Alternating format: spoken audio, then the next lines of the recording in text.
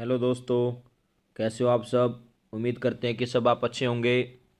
Target job scan में आप सबका स्वागत है। जैसा कि आपको पता है कि माँ बाप का सपना पूरा करने वाला करंट अफेयर्स आपको 8 से 10 क्वेश्चन डेली करंट अफेयर से संबंधित और स्ट्रेटेजी के संबंधित कवर करता है, जो आपके हर एग्जाम में 5 से 6 क्वेश्चन देखने को मिल जाते हैं। इससे पहले हम पढ़ते हैं मोटिवेशनल कोट के बारे में। घमासान युद्ध चल रहा है मुझ में और मेरी समस्याओं में उनकी जिद है कि वो मुझे जीतने नहीं देंगी, और मेरा दावा है कि मैं हार नहीं मानूंगा। दोस्तों, अगर आपने कुछ करने का निश्चय किया है और आपके सामने कुछ समस्याएं आ रही हैं, तो वो समस्याएं आपको कहती हैं कि मैं आपको जीतने नहीं दूंगी। वो समस्याएं आपको बार बार रोक रही हैं, लोग आपको ताने मार रहे हैं। अगर आपने कुछ करने का निश्चय बनाया है, तो जो समस्याएं आपके सामने आ रही हैं, वो समस्याएं आपके सामने छोटी पड़ जाएंगी और आप बिल्कुल भी हार नहीं मानोगे, क्योंकि आपने अपने माँ बाप के लिए जो सपना देखा है उसको आप जरूर पूरा करेंगे। इसलिए दोस्तों, लगातार आप मेहनत करते रहें और अपने माँ बाप का सपना पूरा करें। अब बात करते करंट अफेयर से संबंधित। सीआईएसएफ स्थापना दिवस प्रतिवर्ष कब मनाया जाता है? तो ये मनाया जाता है 10 मार्च को। यानी सीआईएसएफ स्थापना दिवस प्रत्येक साल अगर बात की जाए तो 10 मार्च को मनाया जाता है। यानी 10 मार्च 1969 में इसकी स्टार्टिंग हुई थी। इसके साथ साथ अगर बात की जाए, केंद्रीय औद्योगिक सुरक्षा बल, जिसको सीआईएसएफ कह सकते हैं, एक अर्धसैनिक बल है। हमारे देश की संपत्ति और बुनियादी ढांचे की सुरक्षा में महत्वपूर्ण भूमिका निभाता है। ये एक अर्धसैनिक बल है और हमारे देश की कोई संपत्ति को हानि पहुंचाता है, उसमें बड़ा महत्वपूर्ण भूमिका निभाता है। ये हर साल 10 मार्च को सीआईएसएफ दिवस मनाया जाता है। एक क्वेश्चन आता है कि सबसे पहले किस सशस्त्र बल की स्थापना हुई? तो आप कह सकते हैं असम राइफल की स्थापना हुई 1835 ईस्वी में। और असम राइफल को ही कछार नेवी के नाम से भी जाना जाता है और इसे उत्तरी पूर्वी भारत का प्रहरी भी कहा जाता है। असम राइफल का जो आप कह सकते हैं मुख्यालय है, वो शिलोंग के अंदर है। बाकी जितने भी आप कह सकते हैं सैनिक बल होते हैं, इनका मुख्यालय नई दिल्ली में है। इसके साथ साथ अगर बात की जाए, सीआईएसएफ की स्थापना 10 मार्च 1969 को हुई। सीआईएसएफ के महानिदेशक की बात की जाए तो आईपीएस सील वर्धन सिंह हैं और सीआईएसएफ का मुख्यालय अगर बात की जाए तो नई दिल्ली में है। इसके साथ अगर बात की जाए, केंद्रीय औद्योगिक सुरक्षा बल के महानिदेशक के रूप में नीना सिंह की नियुक्ति के साथ एक नए युग की शुरुआत हुई। यानी सीआईएसएफ के अंदर पहली महिला आप कह सकते हैं महानिदेशक बनी, उनका नाम है नीना सिंह, और इससे एक नए युग की शुरुआत हुई है। नीना सिंह आईपीएस रेंज के आप कह सकते हैं अधिकारी हैं और इन्होंने पद ग्रहण किया और इस पद पर पहुंचने वाली पहली महिला बनी। तो वेरी इंपॉर्टेंट क्वेश्चन है कि केंद्रीय औद्योगिक सुरक्षा बल की पहली महिला महानिदेशक का नाम क्या है? तो उनका नाम है नीना सिंह। इसके साथ साथ अगर बात की जाए, 96वें अकादमी पुरस्कार में सर्वश्रेष्ठ अभिनेता का ऑस्कर पुरस्कार किसे मिला है? तो ये मिला है सिलियन मर्फी को। यानी सिलियन मर्फी को 96वें अकादमी पुरस्कार में सर्वश्रेष्ठ अभिनेता का ऑस्कर पुरस्कार मिला है। इसके साथ साथ अगर बात की जाए, 96वें ऑस्कर पुरस्कार 10 मार्च 2024 को लॉस एंजिल यानी कैलिफोर्निया यानी अमेरिका में डोल्बी थिएटर में आयोजित किए गए। कई बार क्वेश्चन पूछा जाता है कि जो ऑस्कर पुरस्कार हैं वो कहां पर दिए जाते हैं? तो लॉस एंजिल में यानी अमेरिका के अंदर दिए जाते हैं। और सर्वश्रेष्ठ अभिनेता की बात की जाए तो सिलियन मर्फी को यह ट्रॉफी मिली। इसके साथ अगर बात की जाए, भारत की तरफ से अगर बात की जाए, भानु अथैया को आप कह सकते हैं ऑस्कर पुरस्कार जीतने का पहला मौका मिला। भानु अथैया 1983 ईस्वी में रिचर्ड एटनबरो की फिल्म गांधी के लिए पोशाक डिजाइन करने के लिए अकादमी पुरस्कार जीतने वाले पहले भारतीय बने। यानी बहुत बार क्वेश्चन पूछा जाएगा आपसे कि पहले भारतीय पुरुष कौन से बने? तो उनका नाम है भानु अथैया। और किस फिल्म के लिए उनको आप कह सकते हैं अकादमी पुरस्कार मिला? तो गांधी फिल्म के लिए उनको दिया गया। उन्होंने रिचर्ड एटनबरो की गांधी फिल्म के लिए जान मोलो के साथ संयुक्त रूप से सर्वश्रेष्ठ पोशाक डिजाइन के लिए अकादमी पुरस्कार दिया गया। यानी भानु अथैया को किसके साथ संयुक्त रूप से पुरस्कार मिला था? तो आप कह सकते हैं जॉन मोलो के साथ संयुक्त रूप से पुरस्कार मिला था।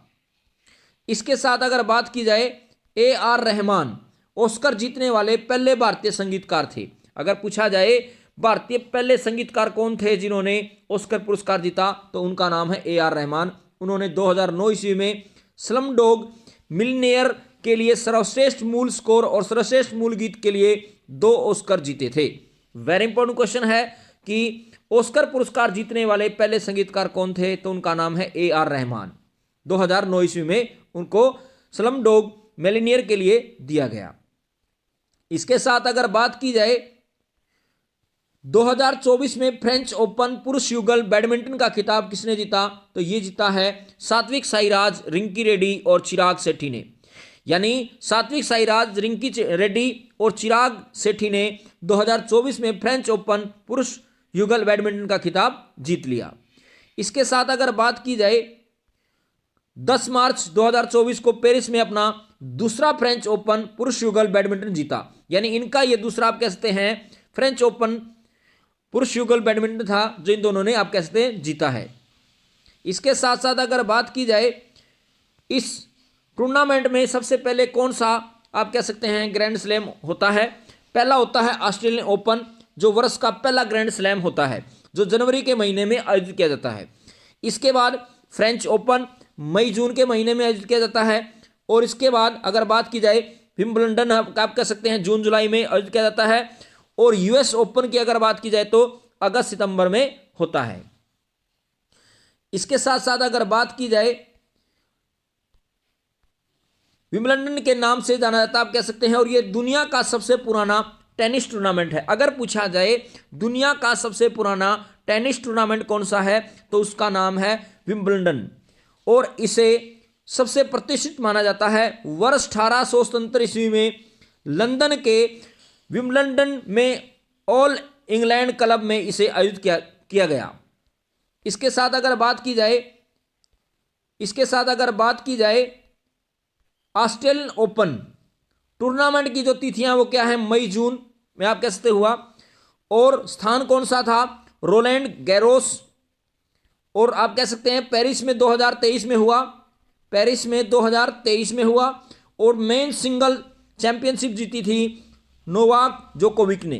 यानी पेरिस 2023 में आप कह सकते हैं, जो आप कह सकते हैं ये मेन सिंगल चैंपियनशिप हुई, उसमें कौन जीता? नोवाक जोकोविच।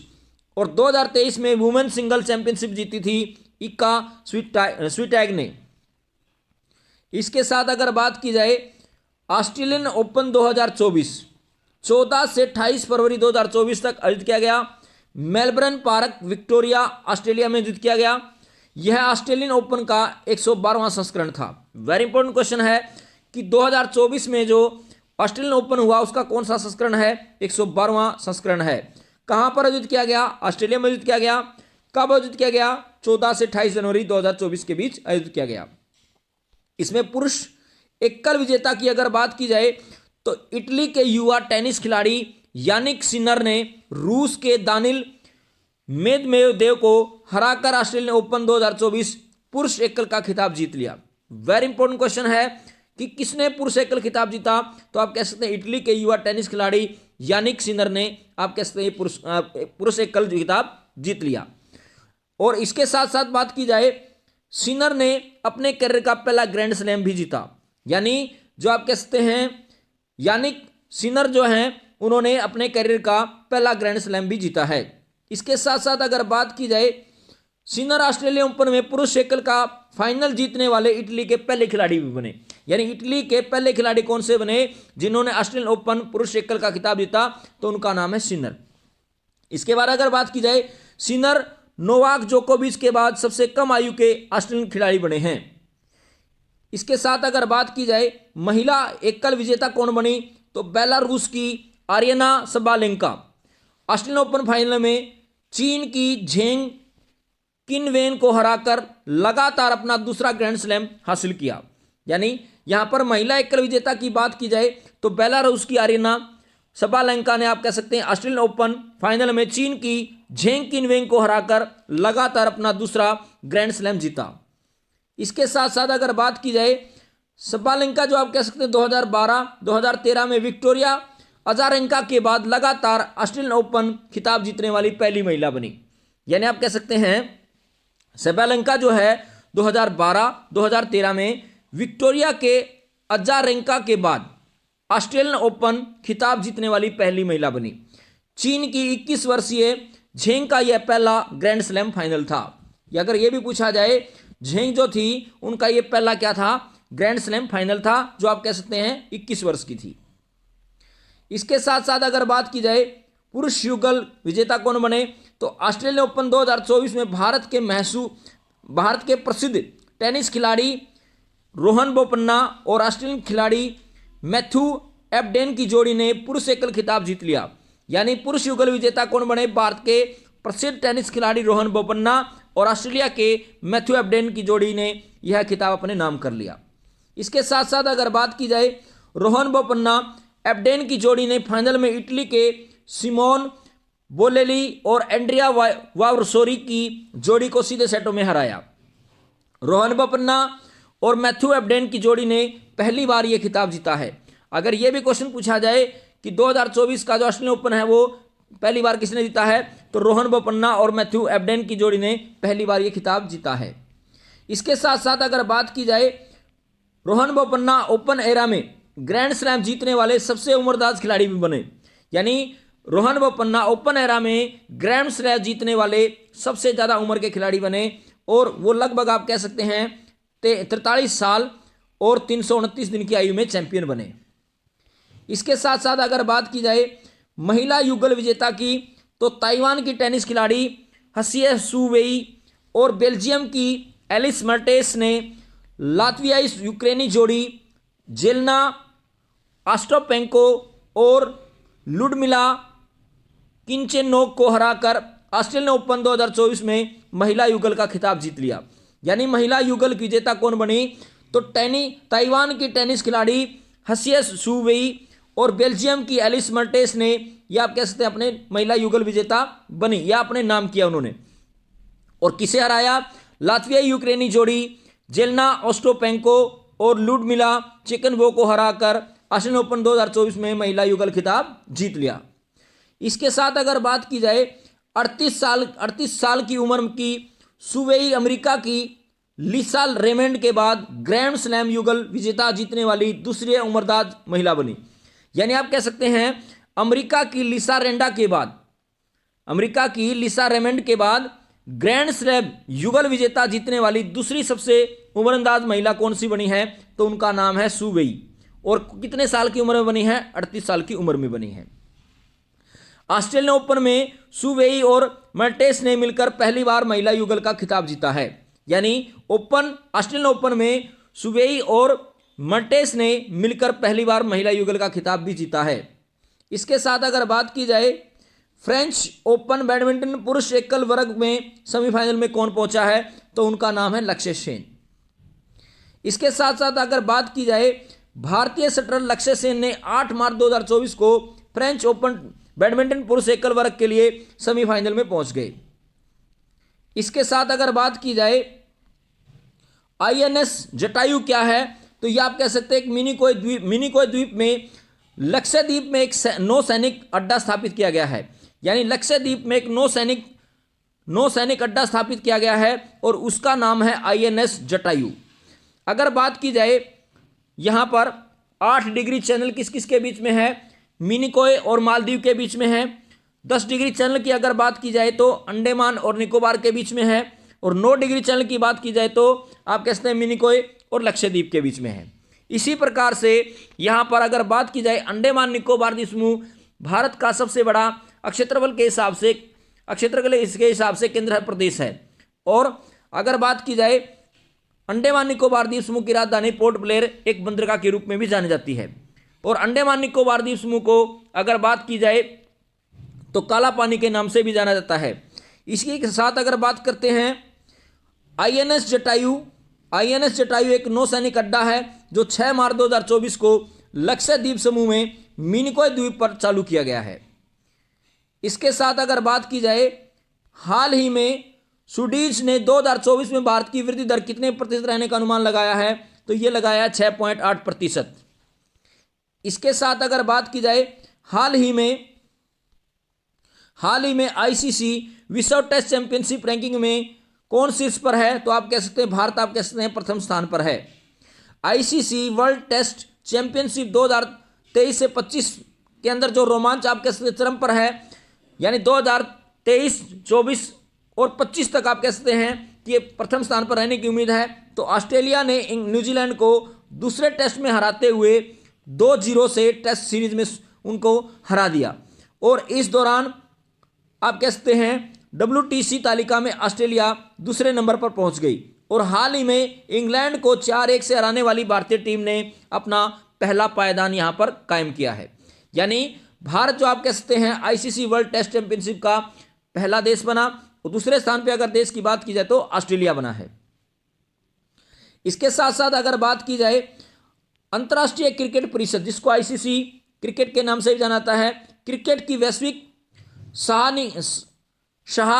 शाही निकाय है, यानी आईसीसी क्रिकेट की वैश्विक शाही निकाय है। इसकी स्थापना 15 जून 1909 में ऑस्ट्रेलिया, इंग्लैंड, दक्षिण अफ्रीका के प्रतिनिधियों द्वारा इंपीरियल क्रिकेट कॉन्फ्रेंस के रूप में की गई थी।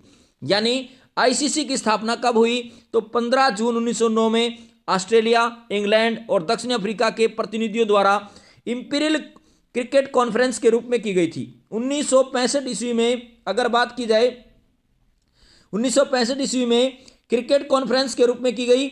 1965 ईस्वी में इसका नाम बदलकर अंतरराष्ट्रीय क्रिकेट सम्मेलन कर दिया गया। यानी 1965 में इसका नाम क्या कर दिया गया, तो अंतरराष्ट्रीय क्रिकेट सम्मेलन कर दिया गया। और 1987 ईस्वी में इसका वर्तमान नाम जो है वो आईसीसी कर दिया गया। और इसका मुख्यालय कहां पर है, इसका मुख्यालय दुबई में, यानी संयुक्त अरब अमीरात में इसका मुख्यालय है। वेरी इंपॉर्टेंट क्वेश्चन है, ध्यान रखना। 1965 ईस्वी में इसका नाम बदलकर अंतरराष्ट्रीय क्रिकेट सम्मेलन कर दिया गया, और 1987 ईस्वी में इसका वर्तमान जो नाम रखा गया वो क्या रखा गया, आईसीसी रखा गया। और इसका हेडक्वार्टर कहां पर है, दुबई में है, यानी संयुक्त राज्य अमीरात में है। इसके साथ साथ अगर बात की जाए बीसीसी, यानी आप कह सकते हैं बीसीसीआई जो है, यानी भारतीय क्रिकेट कंट्रोल बोर्ड, भारत में क्रिकेट की राष्ट्रीय शाही निकाय है। इसकी स्थापना 1 दिसंबर 1928 को हुई, और इसका हेडक्वार्टर की अगर बात की जाए तो मुंबई में है। इसके साथ साथ अगर बात की जाए, अराई ग्रांट गोविन पहले बीसीसीआई अध्यक्ष थे। यानी बीसीसीआई के पहले अध्यक्ष कौन थे, अराई ग्रांट गोविन। और वर्तमान अगर बात की जाए इसके पहले सचिव कौन बने, तो इनके पहले सचिव की बात की जाए तो एंथनी डी मेलो आप कह सकते हैं इसके पहले सचिव बने। फरवरी 2023 तक आप कह सकते हैं सचिव रहे। और रोजर बिनी वर्तमान समय में बीसीसीआई के अध्यक्ष हैं, और जैसा इसके आप कह सकते हैं सचिव हैं। यानी अभी बीसीसीआई के अध्यक्ष कौन है, तो उनका नाम है रोजर बिनी, और सचिव की अगर बात की जाए तो कौन है, जैसा। जबकि बीसीसीआई के पहले अध्यक्ष की बात की जाए तो अराई ग्रांट गोविन है, और पहले सचिव की बात की जाए तो एंथनी डी मेलो हैं। इसके साथ साथ अगर बात की जाए, बीसीसीआई ने कई आईसीसी विश्व कप की मेजबानी की है। 2026 आईसीसी T20 विश्व कप आयोजित करेगा, 2031 में आईसीसी वनडे क्रिकेट विश्व कप आयोजित करेगा, और 2025 महिला क्रिकेट विश्व कप की मेजबानी भी करेगा। यानी बीसीसीआई का कार्य क्या है, यानी जितने भी विश्व कप हैं, चाहे वो महिला वर्ग के हों चाहे वो पुरुष वर्ग के हों, उन सबको आप कह सकते हैं आयोजित करता है। इसके साथ अगर बात की जाए, हाल ही में भारत के पहले स्वदेशी प्रोटोटाइप फास्ट ब्रीडर रिएक्टर की शुरुआत कहां पर की गई, तो ये की गई तमिलनाडु के अंदर।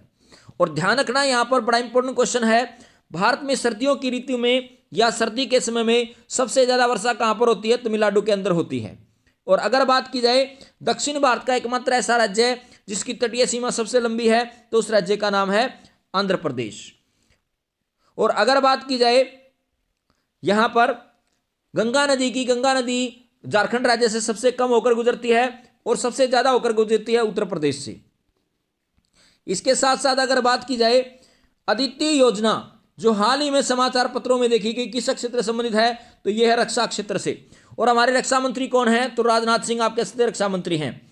इसके साथ साथ अगर बात की जाए बी साई प्रणीत जिन्होंने हाल ही में अपनी सेवानिवृत्ति की घोषणा की, वो किस खेल से जुड़े हुए हैं? तो आप कह सकते हो बैडमिंटन से जुड़े हुए हैं। इसके साथ अगर बात की जाए हाल ही में किस संस्थान ने all India research scholarship summit 2024 की मेजबानी की है? तो ये की है आईआईटी मद्रास ने। यानी आईआईटी मद्रास ने all India research scholar summit 2024 की मेजबानी की। दोस्तों, अपने माता पिता का सम्मान करें, देश के जवानों का सम्मान करें, हमेशा मुस्कुराते रहें, हंसते रहें और टारगेट जॉब स्कैन को सब्सक्राइब करें, लाइक करें, कमेंट करें और ज़्यादा से ज़्यादा शेयर करें। अगर आपको हमारी मेहनत अच्छी लग रही हो तो आप हमारे चैनल को सब्सक्राइब करें, ज़्यादा से ज़्यादा आप कह सकते हैं शेयर करें। दोस्तों, टेलीग्राम का आप कह सकते हैं लिंक जो है डिस्क्रिप्शन में दिया हुआ है, उसे आप ज्वाइन करके वहाँ से PDF प्रोवाइड कर सकते हैं। धन्यवाद।